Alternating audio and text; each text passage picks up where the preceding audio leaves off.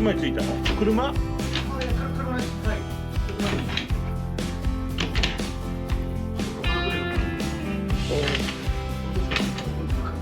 うん。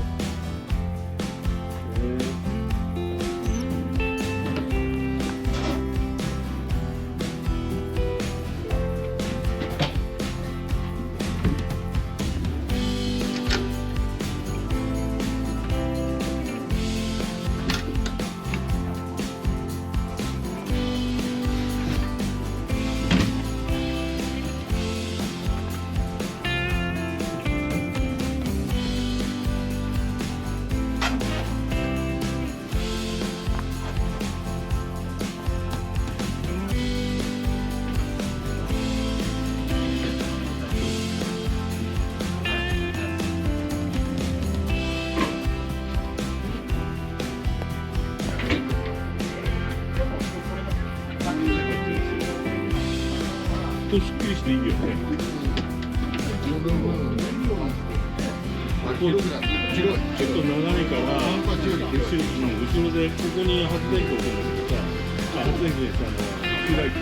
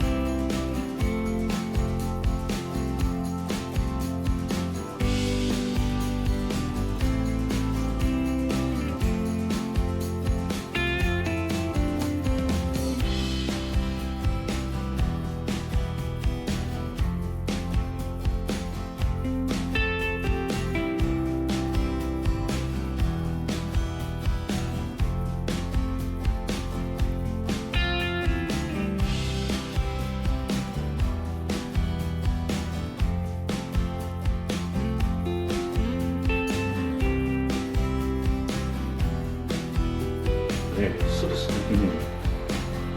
中古ついてる。はい。深いんですよ。エンジンルーム先生入ってないですよね。入ってない。エンジン見てないもん。誰も入ってないんですよ。それこそ。ああ、ここ。はい。広いね。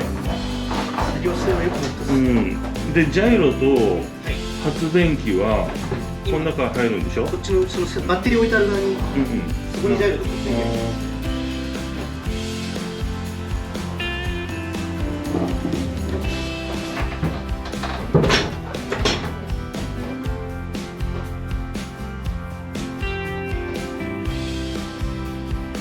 これ油圧のオイルクーラーって、あれと一緒？三八と大きさ一緒？